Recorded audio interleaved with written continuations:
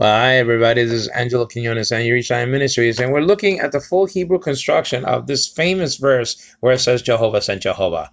Okay?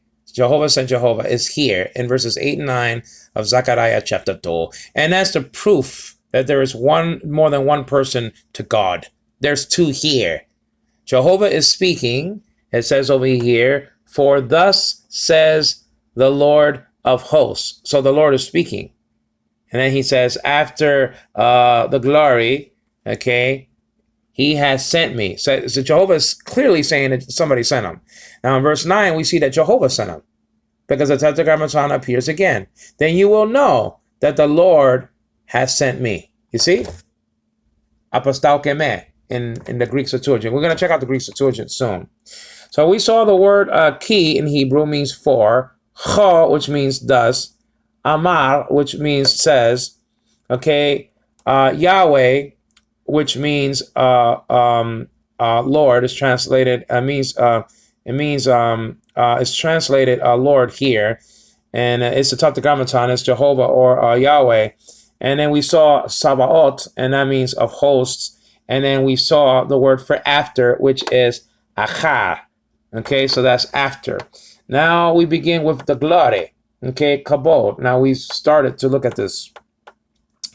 We have the letters. Okay, I'm under the number of Strong's, so 3,519. Now we have, okay, a cough, like with a hardening dagish in the bosom or the belly of this letter. And it's making the letter, I should say, hard. Underneath it, you have something that looks like a T. We already saw that there's no T looking, there's no symbol that looks like a T in Hebrew to us. When you're looking at something that looks like a T, you are looking at a diacritic, and that's an A class, like in the word father. So you're to pronounce that T looking thing, okay, as an A, like in father. So that's ka. And then you have a bet right after that, okay, which is a B. And so the rule of this, that even though there's no hardening dagish, the consonant before, if it has a diacritic like an A, for example, it makes the letter, I should say, hard. Okay, so you don't need a hardening dagish in the second letter of a consonant to make it hard if the previous consonant has a diacritic. And this one has an A, a kametz. So it's still kaba, not kava, you know. So you have a cough with the kametz, a bit, and after the bit, you have a vav or a wow. We saw that in the Tetragrammaton, but it has a dot up above the letter. So remember what that does? When you see a dot like that, you pronounce the vowel, you pronounce that vowel, because it's acting like a vowel, as, okay, oh. You don't say va or wo. You don't pronounce the consonant sound. Okay, this is acting like a vowel, so you only pronounce the diacritic, oh. Okay? Just like in the word sa-ba-ot. It's not pronounced sa-ba-vot or sa-ba-wot. Okay? When it's a vowel, when it's acting like a vowel, you understand what I'm saying? Either if it's a Shurek, U class, or whatever the case may be, or like this O, you are to pronounce it as O and not with the consonant, after the consonant. You don't pronounce the consonant at all in this situation. Okay, so after that you have a dalet, which means a door, by the way. Okay, Jesus said, "I am the door." Ha dalet, actually. Ha dalet. And he said, "I am the door."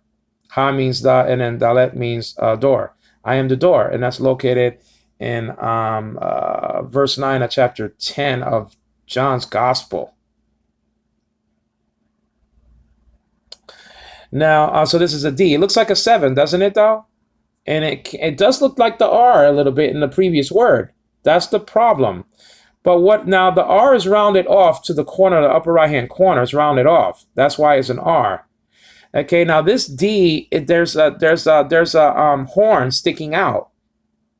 Okay, to the upper right-hand corner. It's not rounded off.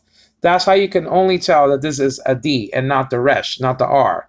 Okay? So it's just a horn protruding from the upper right-hand corner. From the upper right-hand corner. So, kabod means glory.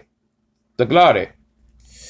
So far it says over here, for thus says Yahweh of hosts, after the glory. Now this is the coup de grace. For thus says the who? Jehovah. Is the Tetragrammaton is up there. Now we're on the first floor to the bottom right. Now Jehovah says this, has he sent me? For thus says the Lord of hosts. And then he says, okay, after the glory, has he sent me? It says over here. So he said, Jehovah is speaking. He said that somebody sent him. Well, now we see that someone, okay, in verse 9. The Tetragrammaton appears again, and clearly this is Jehovah sent Jehovah. Clearly. Clearly. You understand? Well, why, does a so-called angel appear and he's called Jehovah? It says the angel appear and then Jehovah is speaking. Well, obviously, that could be a Christophany, an appearance of Christ. Okay? And so the thing is that you have to understand that some translations, the Names of God Bible has several times translation messenger. Messenger. You understand? Messenger in place of, angel. Okay? So what is the Hebrew word over here? Well, first of all, there's a W-looking letter. I mean, it's not a W. I'm under 7,971. There's a W-looking letter. Remember, you read Hebrew from right to left. It's a W-looking letter here. What's the deal? Okay? Well, this is an SH. Why is an SH? Can it be an S also? Yes, but this is the key. This is the deal. Now, in modern Hebrew, you don't need dots above. You don't need sheen dots and seen dots, okay? Or shin dots and sin dots. You understand what I'm saying? Okay, you don't need those diacritics. You don't need them. As a matter of fact, the shin or the sheen actually looks different in descriptive form of Hebrew. Okay, but this W-looking letter is an SH. How can you tell it's an SH and not an S? Well, there's a dot. Check it out. It's right under the 1. Okay? There's a dot above the sheen or the shin. Leonard Nimoy, Mr. Spock, he passed away a couple of years ago, or last year, or whatever the case may be. He said that he pronounced this letter as shin, not sheen. Some people pronounce it shin and not sheen. Some people do the reverse. It's not a sin to call seen sin also. That S. It's not. Okay, some people pronounce letters differently in Hebrew. We already saw that the tau is pronounced. It can be pronounced SS in some dialects and as a TH. All right. So how do you know that this is an SH here, like in a word for Moshe? How? Well, there's a dot to the upper right-hand corner of the letter. It's not touching the letter. It shouldn't touch it. And that is a shin dot or a sheen dot. That is telling you that this letter is to be pronounced as SH. And regardless of the position of the dot, if it's an SH or an S, the letter is still called sheen or shin. Okay? Okay, it's just like the B. Regardless of if it's hardened or not, it's still called bet. You understand what I'm saying? So that just doesn't make a difference of the secondary pronunciation of the letter. It really doesn't make a difference. The dot is above to the upper right-hand corner of the letter. So that is telling me that this is an SH. Now, if it appears to the upper left-hand corner of the letter, then it is an S. And there is another S that you don't have to worry about all these things, which is the samech, which is the opposite side looking symbol of the sigma. Indeed, sigma, the Greek sigma, the Greek S comes from that. It's just pointing the other way. The horn is pointing the other way in sigma. Understand what I'm saying? So you just say she because you have a schwa underneath it, and that's like an E. That's like an E sound, the schwa. Okay, the schwa. Be careful with the schwa being underneath the second letter of a Hebrew word, because probably you're looking at the first two letters being one syllable, and thus the schwa in that situation is not making a sound. It's just pointing out that there's just one syllable. Okay. All right. So so you have she here, and then the next syllable you have an L. You have like an upside down looking four or something like that. It's strange. It's underneath the 9. That long looking letter is an L. Say, okay, lamed. Lamed, like Lamed. That's an L in Hebrew. Okay? Lamed, like in the word Elohim. That's an L. Okay? Let's look at the time. Oh, we're pretty good. So far we have she, la. Why la? You said it's L. Why la? Well, you pronounce the consonant first, okay? And then the thing is, in most situations, I should say, okay? And then underneath the L or lamed, well, you have an A class. So you pronounce the consonant first, l, right? Like in Larry. And then the T-looking letter we already saw, that's an A class. That can be an A class, okay? So you have sha-la,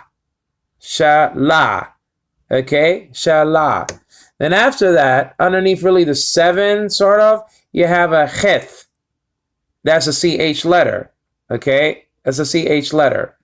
And so that's a guttural. But why is it cha and not just ch? Because underneath it, there's a hyphen-looking thing, and we already saw that is an A class. That's another A class, pethach. There's one A class called kametz. There's another A class called pethach, right? So sha, la, che, and then ni shows possession.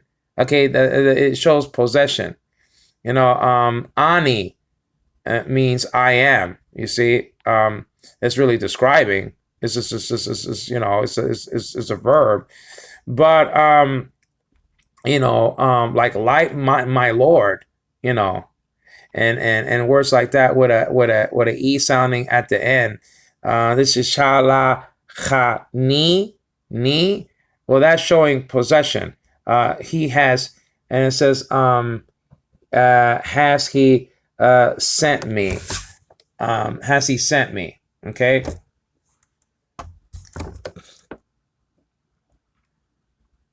And it's really the me is really is pointing is really pointing to the last part of the word, me. You know, me. Okay, he sent me. So anyway, so shalachani. Okay, it's just pointing, you know, I sort of, you know, that's what's really pointing to. And so he has sent me. So this is a proof that somebody sent Jehovah. Now, the N in Hebrew looks like the old-fashioned telephone, right? That you picked up, right? Too had a speaker and a microphone. Remember those old telephones? And so underneath it you have an I class. There's a dot. It's called herek. Okay, that's ne so far, right? But then it's E because the yod is acting like a vowel, like in the word Elohim. Okay? So that's just the deal. There's a yod there. That's acting like a vowel. Okay? So you don't say shalachani yo. That's acting like a vowel, and it's not acting like the consonant that appears in the word, okay, Yahweh or Jehovah or Yahweh. Yeah.